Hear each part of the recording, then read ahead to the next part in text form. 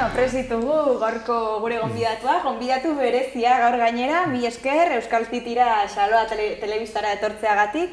Ongi baderitzozue, eskertuko nizueke hasteko aurkezpentxo bat egitea, zuen buruaren inguruan, zuen ibilbidearen inguruan. Zurekin hasiko naizu gal, Jon?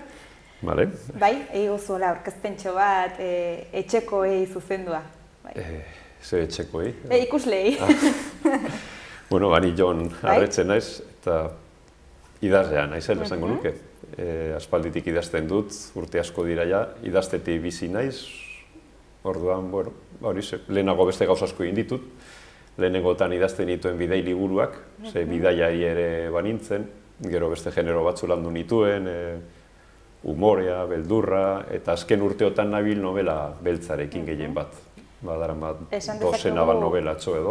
Aurkitu duzula zure estiloa edo une honetan behintzat erosoen sentitzen zaren estiloa. Bueno, hemen kontua da aldatzea, ni behintzat gustora sentitzeko aldatu egin behar du noizean hemen, ez? Generoz aldatu, eta novela beltzarekin oso gustora ibili naiz azken urteotan.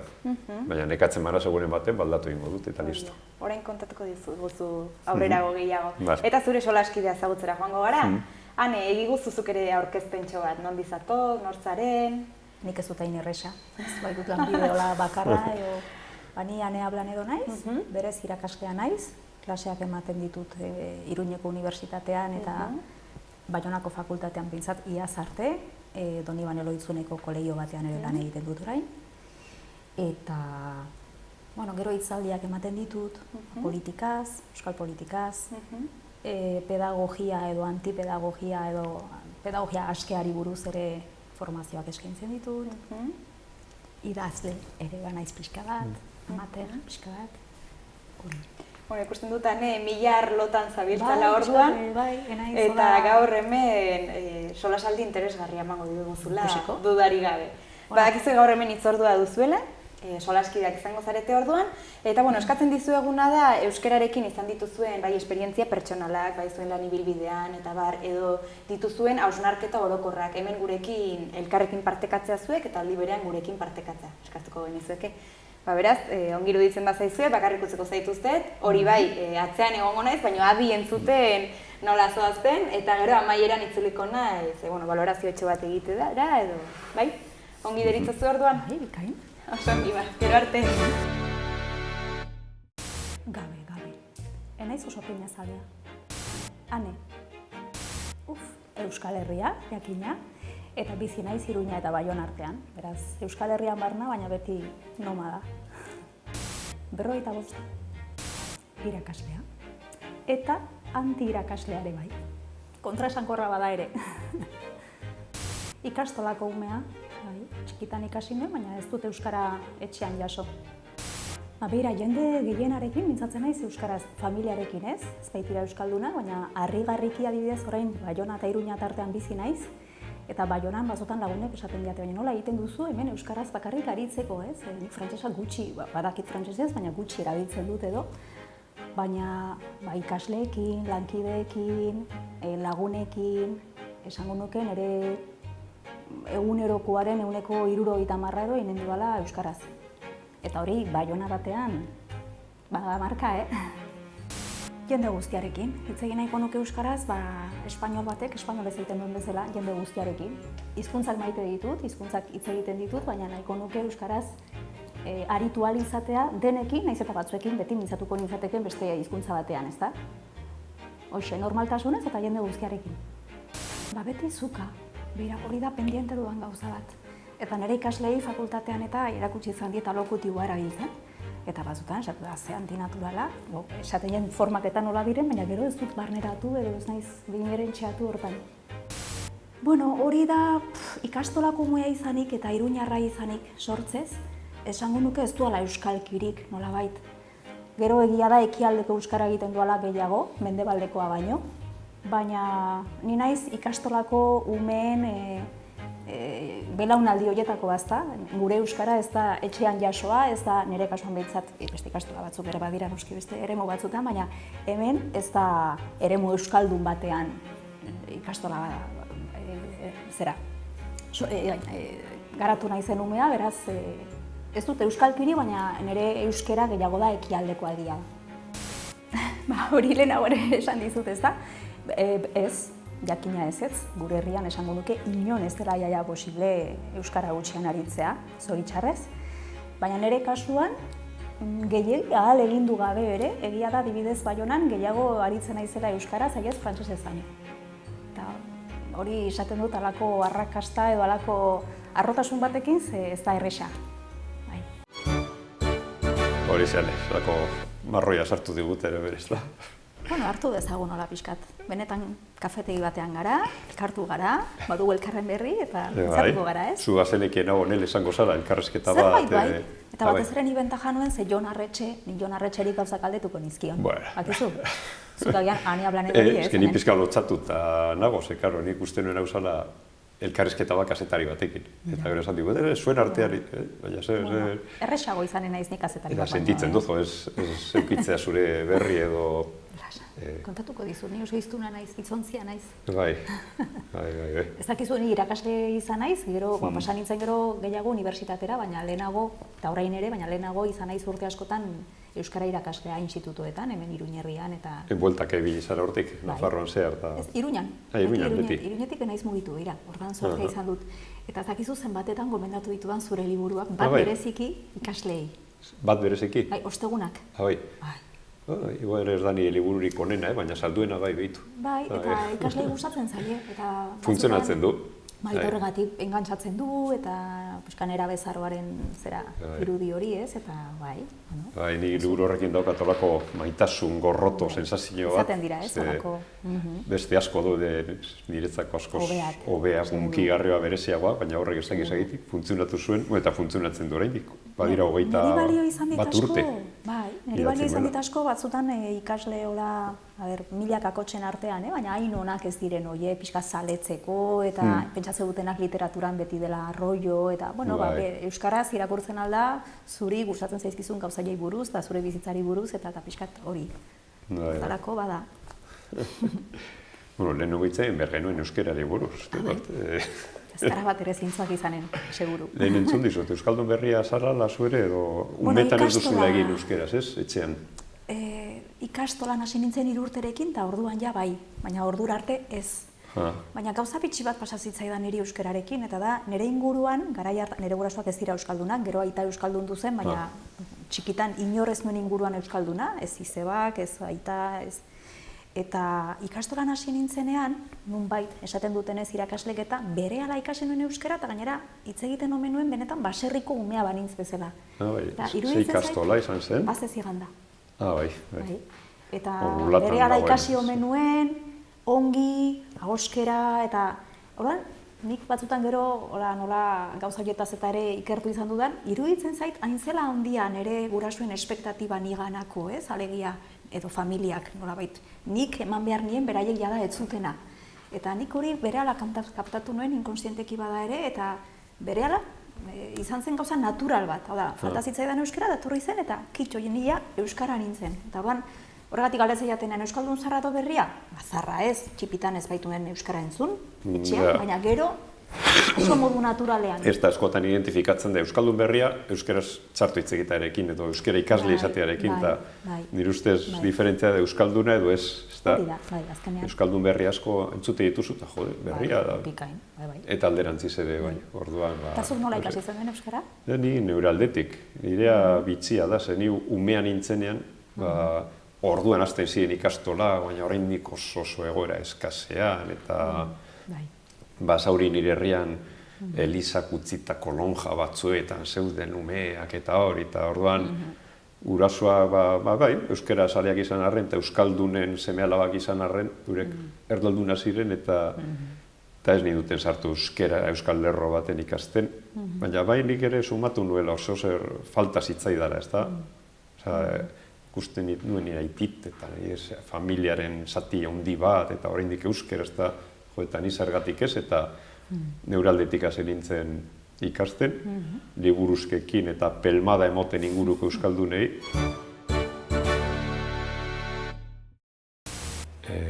Niri pina bakarrik guzti zait pinarekin, pina naturala. Ez pizzan, ez ensaladan, ez latan, ez inon. Jon. Jatorriz Basauri, baina aspaldi honetan Arbizu, hemen Nafarroan. bost. Idazlea. Berri pizka berezia, ze autodidakta izan nintzen. Euskaltegiri gabe ikasi nuen euskera, bai euskaldun berria. Bai. Nire gurasoek galdu zuten euren gurasoen euskera, eta gero anaia eta bion berreskuratu egin genuen. Orain gehien euskeraz egiten dut. Ze bizi naizen herria oso euskalduna da, familian euskeraz egiten dugu dena, lagunekin ere bai. Kanpora noanean, segun non nagoen, erdera gehiago, ezta? Baina herrian gehien euskeraz. Euskal Herri barruan nagoenean behintzat, jende guztiarekin. Hemen Iruñan gustatuko leitzaiake, tabernetan euskeraz eskatuta ulertzea, polizien kontroletan euskeraz egitea, ez dakit, nahi nuke, gero hemetik kanpo berdin dit, baina hemen barruan behintzat aukera auki nahiko nuke beti edonon euskeraz egiteko. Ia beti zukaz. Bizkaiko ika, baina, ahozko alan, badaki lagun konkretu batzuekin hitz egiten dut, baina gehien azukaz. Bizkaitarra izan da, euskaldun berria izan arren lehenengo bizkaira ikasi nuen, gainera ahozko bizkaiera, gero bizkaira literario, gero Gastizera joan nintzen bizitzen, gehiena batua, oin Nafarroan argizun nagoenez, hor, Gipuzkera Nafarrera arteko hori entzuten dut gehien, eta, azkenean olako naste borraste bat egiten dut, erdi Bizkaia, erdi batua. Herritik irten gabe, konfirmatzen bazara tabernara joan, dendara joan, arraindegi, bai. Nire herria baldin bada Arbizu, ezta? Hortik irten da ja, asko aldatzen da. Nire basauriko atarian, ibizi nintzen atarian, horako naste borraste bat zegoen, jente erdia igual, kanpotik etorria. Erdalduna, jakina, eta gazte larra holan. Eta beste erditik, igual bertako jentea, batzuk euskara galdutakoak, eta bezatzuk oraindik mantentzen zutenak, herri euskaldunago batzuetatik etorri, eta nik haiekin hitz egiten nuen. Eta hogi banatzaile euskalduna zan, esne saltzaile euskalduna zan, eta horra joten nintzen, belarri pintzera, eta haiekin, hasieran lotzatu egiten nintzen, zer nien piperrik ulertzen, baina, horrela, eta pizkanaka, gero alde ikasi nuen. Eta gero euskaltegira bakarri joan nintzen, ega ateratzeko, titulu ateratzeko. Beraz, autodidakta erabat. Eta gero euskal filologian sartu nintzen, eta hor jasi nintzen euskeraz gehiago bizitzen erderaz baino. Eta arrezkero, gehiago bizi izan naiz euskeraz, erderaz baino. Nik ere euskal filologia egin nuen. Gasteizen edo Baizai Iruñan ez dago, hor zan, Deustun egin behar zan, nikan ikasi nuen, zan ondoan bizi nintzen, eta Gasteizen. Eta Baionan, egia esan, Baionan euskal ikasketak daude, ni hor aritu izan naiz lanean. Filologia da edo ez da? Bai, euskal ikasketak. Horrela esaten zaio... Euskal ikasketak.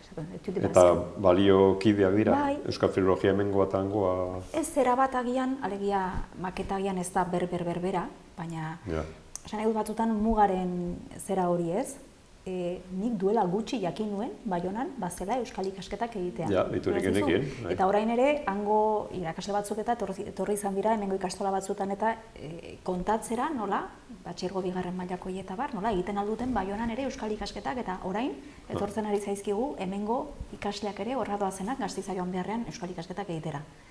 Eta hori 10 urtez, eta oso irakasle onak, eta izendunak eta... Zabaldu da pizka bat, hango fakultatean euskal ikasketak eta egiteko aukera eta hori edo... Bai, kontua da, ez da ikasle asko, aurten ikasle gehiago eman omen dute izena, esan didatenez. Zukan irakatzi duzu ez? Baionan edo irakasten duzu edo... Bai, aurten ez, ez zarako posible, administratiboki gauza batzuengatik, baina bai, azken 4 urtetan han aritu naiz, eta gerora ere agian segitzeko asmoa bai. Eta iparraldeko ikastetxeetan basabiltza baten baten, ez? Nahi nuenan, nolabait, Baionara joan nintzen bizitzera, maite nuelako hiri hori, eta aukera izan dut. Bizi naiz Iruña eta Baiona artean, bietan daukate bizitokia nolabait. Eta ara joan nintzen nahita, askotan joaten nintzelako, bereziki Baionara, hiri hori maite nuelako, eta batzutan esaten nuena, ze gustora biziko nintzateke ni hemen, ibai hauen ondoan, eta zakit, eta bera aukera. Batzutan bizitzari eskatzen diozuna, bizitzak emate dizu ez. Eta hasi nintzen eta, baina egia esan, fakultatean ditudan kontratuek eta ez dira bereziki egonkorrak, eta pixkat han egonkortu nahi nuen, eta horregatik zabaldu nuen atea ere bai, bigarren hezkuntzan aritzeko, eta horten ari naiz, Donibane Eloitzuneko instituto batean. Ze instituto da? Xantako. Nik Pierre Larzabal ezagutzen dut, baina hori ziburu da, ezta? Ziburu da, eta hori da euskaraz, erabat euskaraz. Bai, esko hori indola gutxe horako nintzen, liburu bati buruz hitz egiten. Irakurri zuten ditu ziaten, eta ilusio handia egiten dit, hori betiko ohiko lekuetatik aparte egiten dizutenean, horrelako... Berez publikoan nolabait, frantses sisteman euskara erakusten da, hemen A-ereduan bezala. Eta ikasgaia ematen duzu eta kito. Eta erabat ez dakite jaia deus ere, orduan, berez, frantsesak dira, edo... Ezin duzu inor penkatu, edo bai, edo... Egia esan, eta nahiko ikasgai, gehiago da motivazioa, inoiz euskara benetan ikasteko gogoa piztea... Ja. Hondartza, dudarik gabe. Boladak ditut, euskal musika entzun izan dut, betikoaz da Benito Lertxundi eta batez ere Benito Lertxundi olatzu gaztita bat. Baina gero egia esan munduko musikak, New Age izena duten horiek, herrikoiak, Euskal Balkanetakoak eta Espainiakoa ere maite dut. Azken aldi honetan lagun bat pixkat erreferentziak pasatzeizkianak, Espainiako modan dauden musika, pixkat indie eta korronte horiek, eta egia esan azken aldi honetan hori ere entzuten dut. Frantsesare gustatzen zait, frantsesaren doinu hori gustatzen zait, eta musikoalki egiten zait oso erakargarria, oso, xik. Beira, gaztetan hori da dudan doluetako bat. Gaztetan biolina jotzen nuen, eta biziki perfekzionista nintzen garai hartan. Orain horretaz ere pixka damu naiz, zergatik nintzen gazteago izan, beti da niko oso heldua eta oso arduratsua eta bar, eta orduan iritsi zen momentuan biolinak nota ona ateratzeko eta ona izateko galde egiten zidan sekulako esfortzua alegina eta utzi egin nuen. Nahiago izan nuen, ona izan gabe, ona ez izateko biolina jotzen ez segitu, biolinarekin segitu baino. Eta orain hori dolu dut, zinez, esatu zergatik utziko nuen 14 urterekin, laugarren mailan nintzen eta pena dut. Kontua da iristen da adin bat, esatu zu, orain zasiko naiz berriro biolina ikasten, hainbeste gauza dago ikasteko interesgarri ez, hori utzita, baina jotzen nuen, penaz. Zerbait gustoko baldin badut hori. Beti izaten dut bat baino gehiago. Beraz, pedagogia asko irakurtzen dudanez eta irakurtzen ari naiz Educación sin propiedad liburua. Gero frantsesez Eider Rodríguezen gomendio bati segituta irakurri ditut 2 novela azkenaldian Cagole Fib izeneko emakume batena, eta gustatu zaizkit. Eta gero Philip Roth azkenekoa ez, berri irakurri dut aspaldiko bere liburu bat, Pastoral Americana. Ikusi duan azken filma, beira, abonatu naiz online filmak ikusteko sare horietako batean, Filmin, eta ari naiz ikusten Eric Romer, zinegile frantsesaren udazkeneko ipuina, udako ipuina eta horiek, pixka klasikoak, pixka frantsesa ere gogoratzeko eta tarteka pixka doinua ere impregnatzen naizen pixka, horiek ikusi ditut azkenekoak. Kirola, hori da beste asignatura pendiente bat. Ez gehiegi nahiko nukena, baina gutxiago egia da nire lana oso intelektuala dela, oso buruarena eta asko eskertzen dudala kalera ateratzen naizena, txirrindula zibiltzea, paseatzea eta nahi baino gutxiago praktikatzen dut, eta gero batzutan nahiko nuken baino gutxiago gimnasiora joaten naiz eta nahi egiten ditut salako kiroloiek eta jauzi eta olakoak. Baina gutxi, Ez gehiegi. Esango nuke hor, badut ambivalentzia puntu bat, joan izan naizenetan beti gustora egon izan naiz eta neurri batean maite dut, edo ez da gauza bat gorrotu dudana nolabait, baina gero, bakantzak eta iristen zaizkidanean nahiago izatut hemen gelditu, eta ez dakit gustatzen zait nire betiko tokian egotea oporretan. Eta askotan pasatu izan zait batzutan oporretara joan, edo Parisa, edo ez dakit egun batzuk pasatzera, eta ongi egoten naiz, gustatzen zait Europako hirietan eta ibiltzea, gustatzen zait pixka turismo hori, eta askotan bakarrik gainera. Baina batzutan itzuli eta esatea, orain hasten zaizkit benetako oporrak. Akizu, azkenean ez daukat joera bereziki, oso pixkat nire lurrari biziki atxikitutako emakumea naiz, zorionez eta zoritxarrez, esan nahi dut ez dut ere hori oso ongi bizi, edo ez da arro edo, ez da dolu dudan zerbait, baina ez da arro egoteko zerbait ere, baina gustatzen zait nireengandik hurbil egotea eta pixkat nire herrian. Baina egia da azken aldi honetan sortzen ari zaidala baita ere, pixkat gogoa esateko, bira, egun batzu joango nintzateke ezagit Oportora edo ezagutu nahiko nuke pixkat gehiago Espainia ere edo Euskal Herria bera ere, baina Euskal Herria gehiago ezagutzen dut, baina pixkat hemendik ateratzea atzerrira, bai, azken aldi honetan, ez dakit, Soriara ere joango nintzateke, ez dakit, baina gero egia da ez dola egiten. Azken bidaia, Bordelera anitzetan joaten naiz, han familia dudalako, eta esango nuke horra, ez dakit hori bidaia den, bidaia konsideratu daiteken Baionatik gertu dago, baina horra. Baina, esango nuke, bai Nafarroan, baina gian gutxiago, eta bai iparraldean Euskararen egoera zinez, eta bakiten naizela oso politikoki zuzena izango gau esaten baldin badu, baina zinez dramatikoa da, iparraldean Euskararen egoera dramatikoa da. Bai, Holanda. Odan, esatu duzu, hemen ari naiz. Eta Nafarroan ere bai. Nafarroan ere bai, eta Euskal Herrian oro bar, alegia, Euskara herriaren ondorio ere bada ez, baina esan egutan, batzutan ikustitut nire ikasle txoi, ni ane naiz, eta ezakit, ni pieg naiz, eta nora noa hau egiten bakarrik ez. Inork pentsatzen aldu honekin Euskara salbatuko dela. Baina, momentuz hori ere egin behar da, baina hori bakarrik, argi dago, horrekin ezkoa zela inora. Hor kontua da, umetatik gehiago zabaltzea de ereduak, eta ez dago beste baina horretarako azkenean Euskararen lehenago sandoanan ere iritzia da, baina iruditzen zait hori dozin Euskaldun zentzuzkok onartuko lukela, baina hizkuntzak edo nazionalak dira, edo ez dira, benetan estatu hizkuntza bilakatzen ez den bitartean, gure estatuarena Euskarak ez du etorkizun erresik, ez du etorkizunik esango nuke.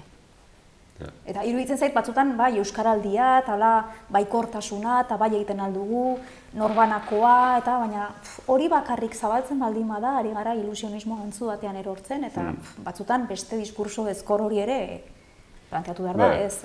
Bai, hori gure artean. Igual batzutan kanpora begira baikorra izan behar zu, baina gure artean gauzak argi eta garbi esan, bere euren gordintasun guztian, ez? Hori da. Euskal alde horreta, oso ondo iruditzen zait, eta parte hartuko du pan simboliko, baina, hemen eguneroko lana da, ez, kontua. Eta gainera, ez zait gustatzen esatea Euskara inposatu behar dela, zen nolabait bertako hizkuntza behin ere izango inposatzea, izango da berreskuratzea, baina edo lotzen duzu hizkuntza benetan lanarekin eta alegia ona datorren norbait edo hemen bizi den norbaitek ez baldin badu benetan sentitzen euskara gabe hemen ez duela bizitzerik. Ez baldin bada borondate kontua eta hori ez da, ni begira Baionara joan naiz, Baiona berez ez da Frantzia, jakina, baina nik hor ikasi behar izan dut frantsesa. Eta ikasten duzu eta ez duzu planteatu ere egiten, ez duzula ikasi behar, eta hori han arrotza dela frantsesa, beharko lukela ez baita bertako hizkuntza noski. Baina esan dut, norbait Alemaniara baldin badua bizitzera, badaki Alemana ikasi behar duela, eta ez du bizi inposaketa gisa. Guk hori hemen noiz lortuko dugu benetan, hori egiteko erakunde bat dugunean, ez hemen Euskal Herria da, eta Euskaraz ikasi behar, punto.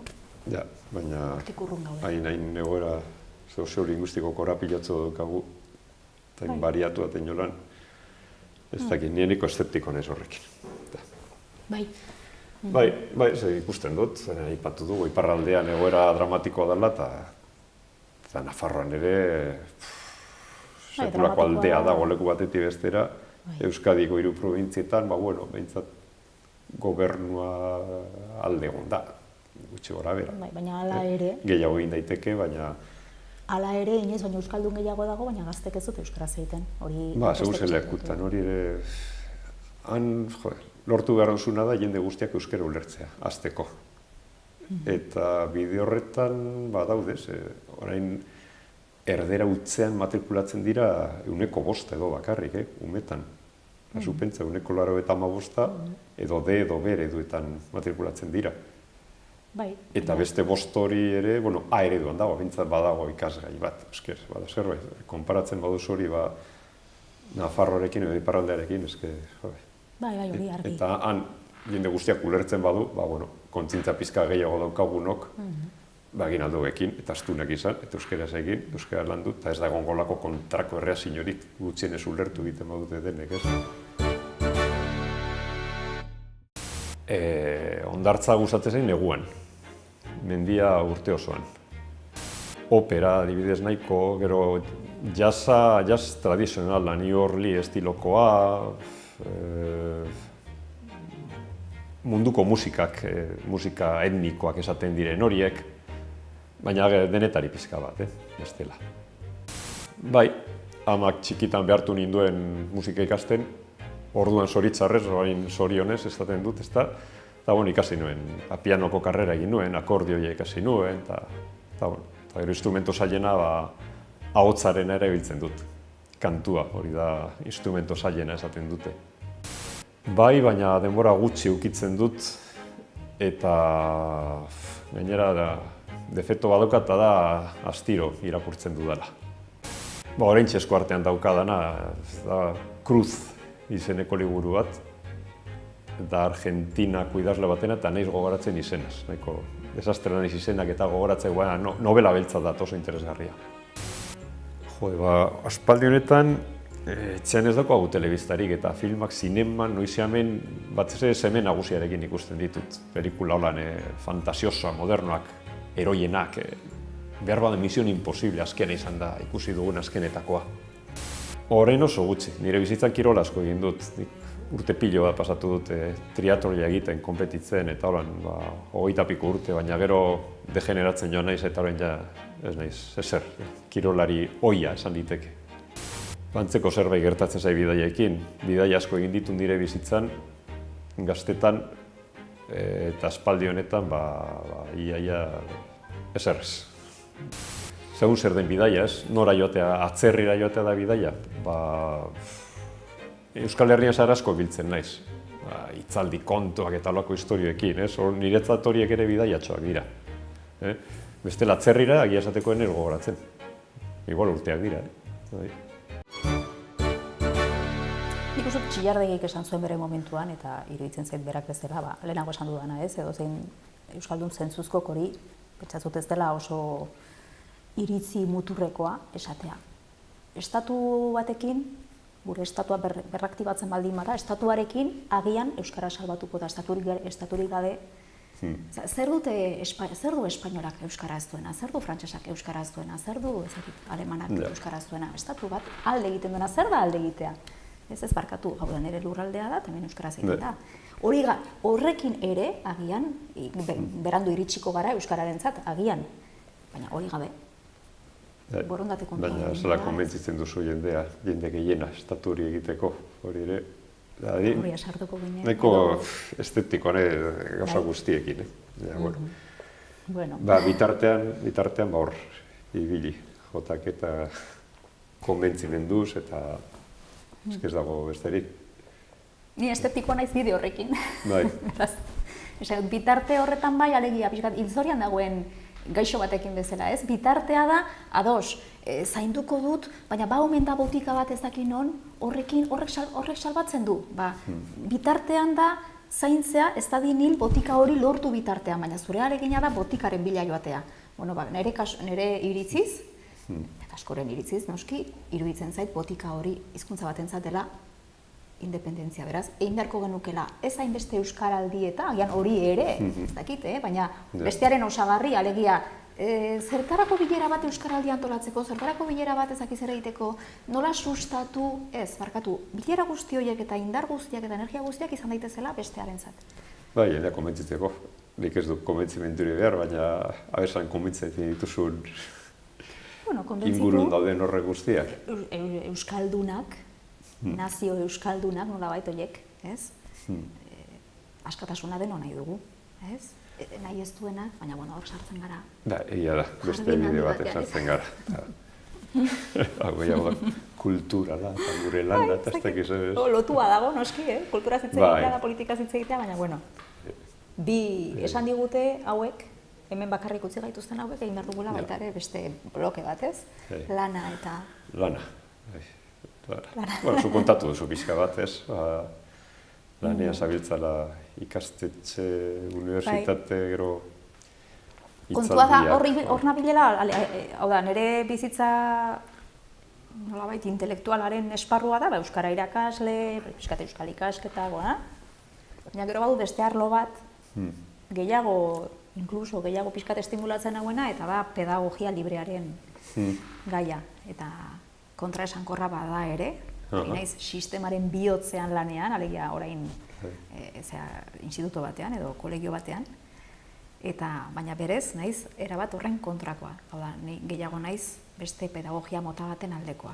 Askatasunean haztea eta aurrak libre eta... Eskolari gabe eta holan, hobeto. Eskola izatekotan antieskola alegia. Eskolari kenduta iaia eskolarekin identifikatzen dugun guztia. Nola identifikatuko genuke eskola bat, toki bat, non dauden irakasleak, non dauden ikasgaiak, non dauden ezagik azterketak, notak, liburuak, testu liburuak. Hori denak kenduta, agian eskola bat izaten alda ikastokia. Bestela da, beste zerbait. Eta gehiago familian eta holan eraman aurrera hori. Bai, edo agian lanagatik eta aurrak eraman behar dira toki batera, ezta? Baina toki hori izan dadila irakasleri gabe, ikasgairi gabe, kurrikulunik gabe, bakoitzak egiten du bere ikasle. Zenbat ordutan, umeak hor.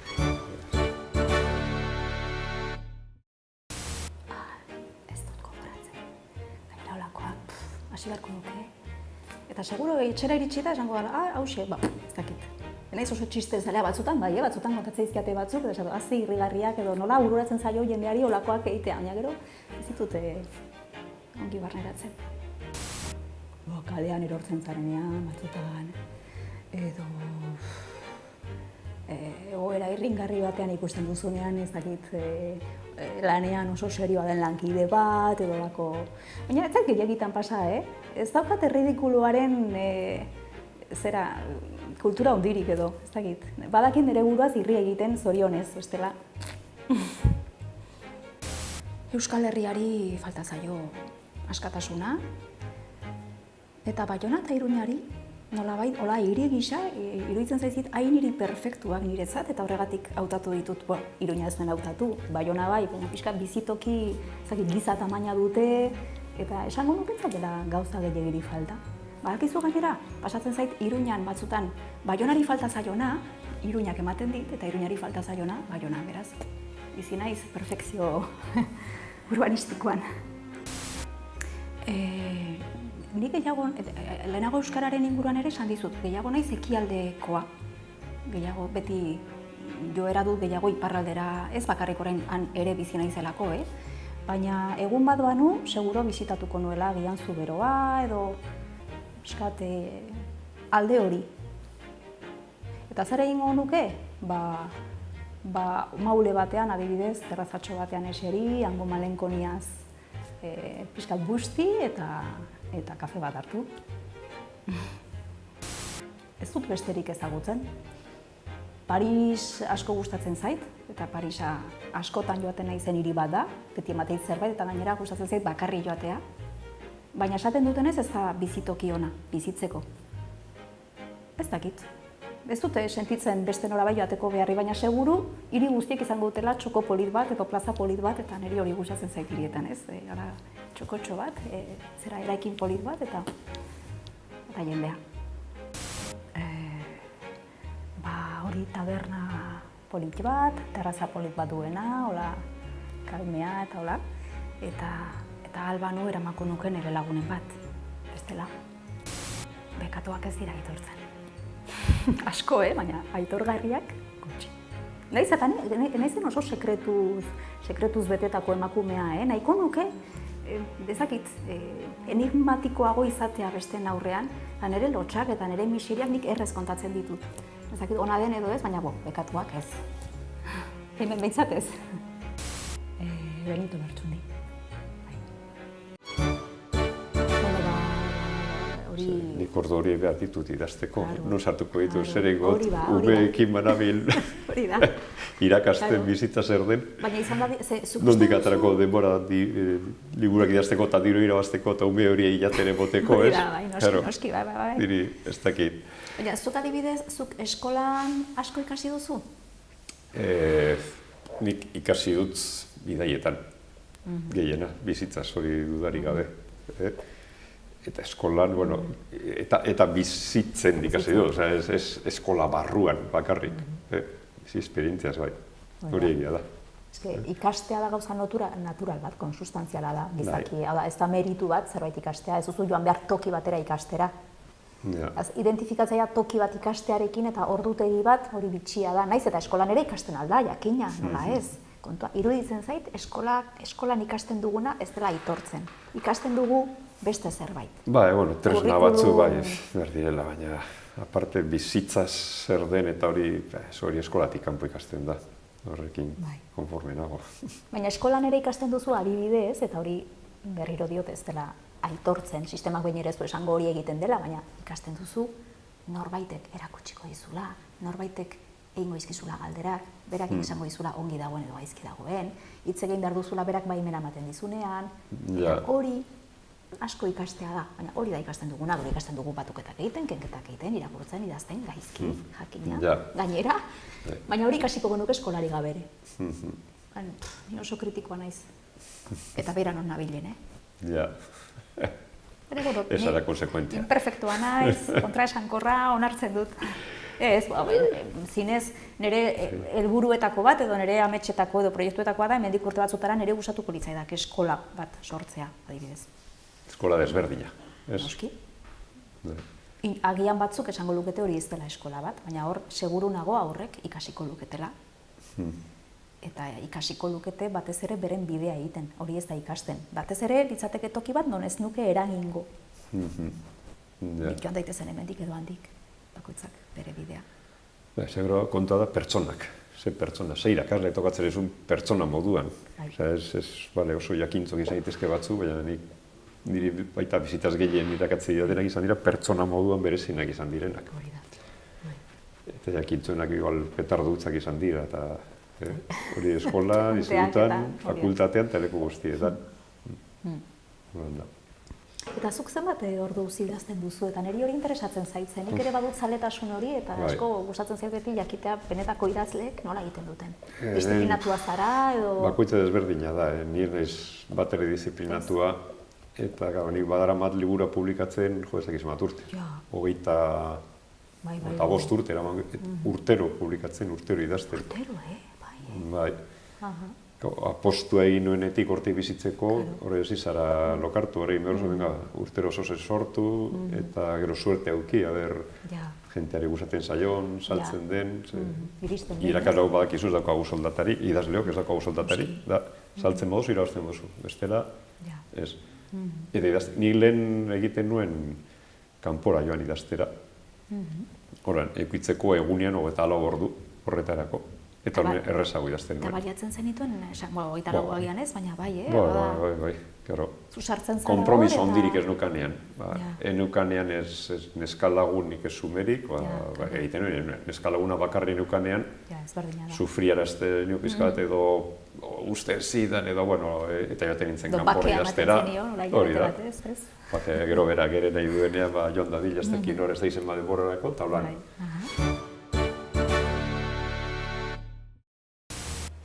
Txistekin beti gertatzen zait berdin. Badago jente oso nahitzela dana txista kontatzen, eta entzuten dana esatu, genial, hori ikasi gaur kontatzeko, aurrengo unerako aiztuta daukat. Eta oraintzen nintzake kapaz izango, txiste horietariko kontatzeko, eta aparte oso euskalduna naz txiste kontuetan, oso txarra, osoa.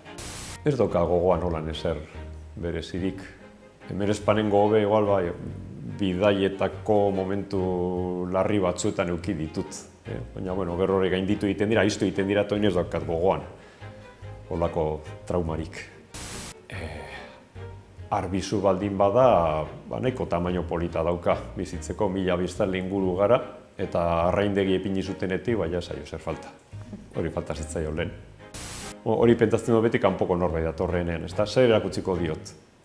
Eta, arbizu politena da kaletik ibiltzeaz esan donatu ikusten da hortze goian, kaletik ez da beharrezkoa inora joatea hori ikusteko, gero San Juan ermitatxo igual paseo bat, inguruko basoetan, kirolariak izan ezkero hartu mendiko biziketa eta bueltatxo bat emon inguruko pistetatik, halako zerbait. Bizitzeko nik uste Euskal Herriaren barruan leku askotan biziko nintzakela gustora. Herri euskaldunak izan da hobeto, zen gustarago bizi naiz euskeraz, erderaz baino. Basauri, neure herria asko maite dut eta oso gustora bizi izan naz. Gasteizen pasatu nituen 15 urteak ere oso onak izan ziren. Eta Arbizun ere beste bizimodu batekin, baina oso gustora bizi naiz baita. Eta arazorik gabe joango nintzateke beste lekuren batera behar izan ezkero. Bueno, familia esan beharko da. Asko, pekatuak asko, atiotu daitezkenak batez, badezpadan. Hombre, badaude esan litezke idazleak, kantariak, ez dakiz zerolako jentea, banik gehien miresten ditudana dira herri erdaldunetan euskera mantendu dutenak bizirik. Badiaz, neure herrian, Basaurin, euskera oso zigortuta egon zan, ia desagertuta, talata guzti, zar batzuk, atzoa gure batzuk, eutzi egin zioten eta mantendu zuten bizirik zua eta orain arte, eta orain ja bolada hobea da, han behintzat, ezta? Eta ni jente hori miresten du denetan, oso urte gogorra pasatu zituzten. Nik holan asko errenditzen nuen. Hartu 15 egun, joan ez dakin hori idaztera. Normalen nobelak kokatzen dituen lekura joaten nintzen. Atzerrian izaten ziren asko, Tangerren kokatu nuen bada. Tangerra joaten nintzen, 15 egunerakoan, sartuta egon giroan, eta berdin egin nuen Parisen, Istanbulen, Lisboan, bestain balekutan. Eta horrela asko idazten nuen. Asko eta ondo eta gustora eta sinesgarri iruditzen zitzaidan. Gero, hori murrizten joan da, badauzkat bi ume. Ezin naiz kanpora joan hilabeterako, 15 egunerako. Eta zer egiten duzu, adibidez, lanera joango bazina bezala, goizetan jarri eta idaztera. Noizean binartu egun batzuk holan libre edo? Errudun sentituz, ez da? Lanera zoaz. Lanera noa, baina... Ez da zu kamioneroa dira, eta badoaz ezagite, aste bete... Ikorrela hartzen dut, ez? Eta, idatzi behar dut, eta, ondo aprobetsatu. Ez dakit, azken nobeletatik 5 kokatu ditut Bilboko San Francisco auzoan. Oso marginala, oso berezia, oso novela beltzekoa. Eta neukan etxe bat niretzako nahi izan ezkero, eta, joaten nintzen ara, eta buru belarri egun osoan sartuta oso ondo idazten nuen. Niri pasatzen zait, tarteka idatzi izan dut, gauzatxo batzuk eta artikuluak eta ni badakit azkenean idazten dudan hori horrek asebetetzen hau, alegia badakit esan nahi nuen hori esaten dudala. Niri kostatzen zait asko.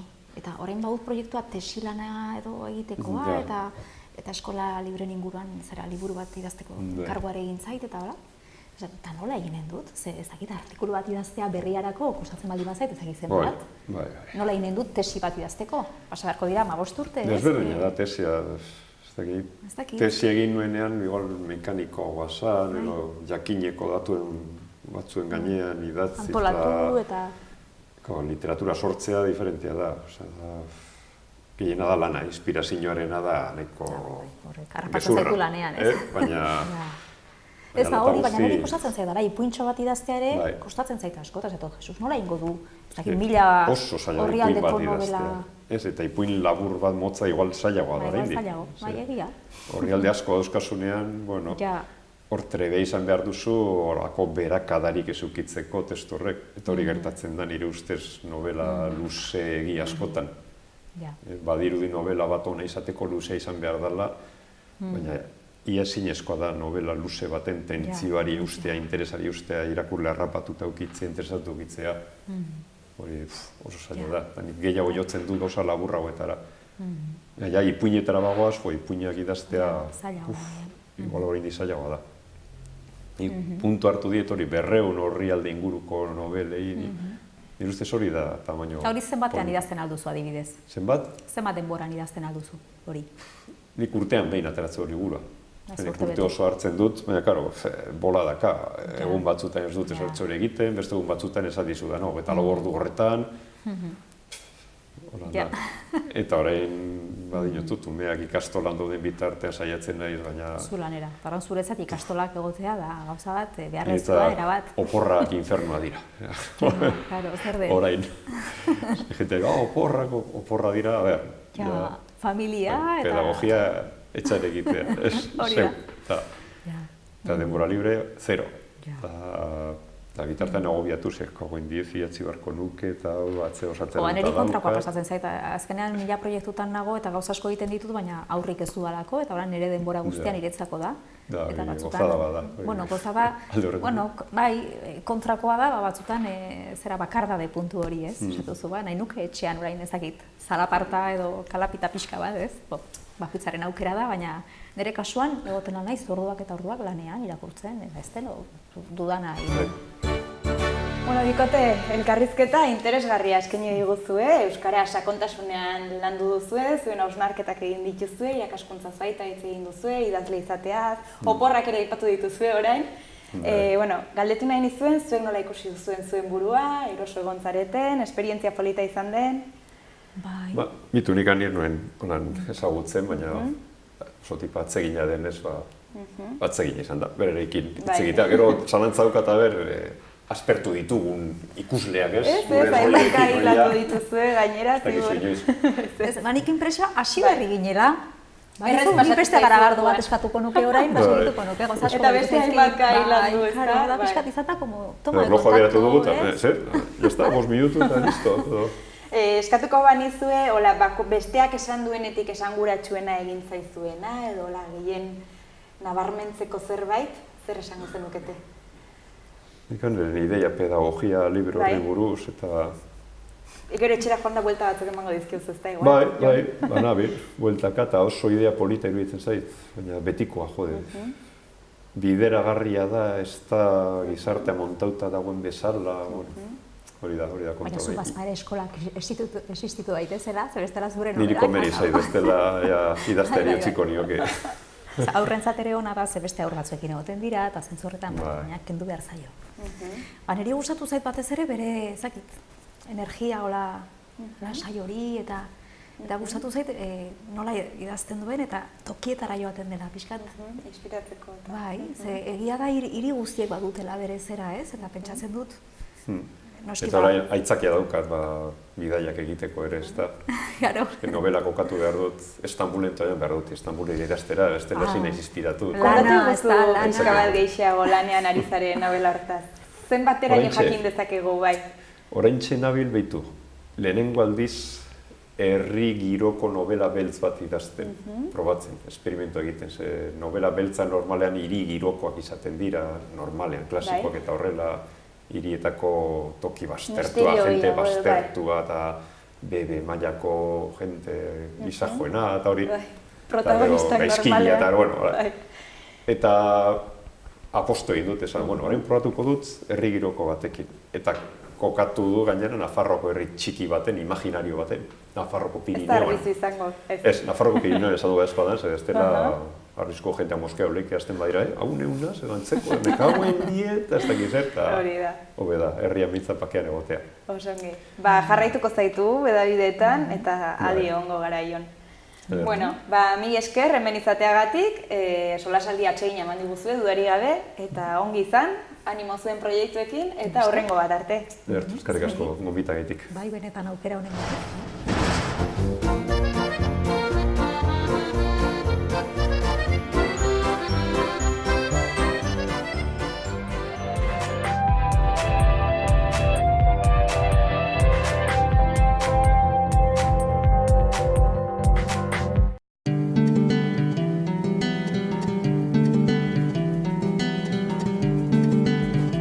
Saio hau Nafarroako Gobernuak diruz lagundu du.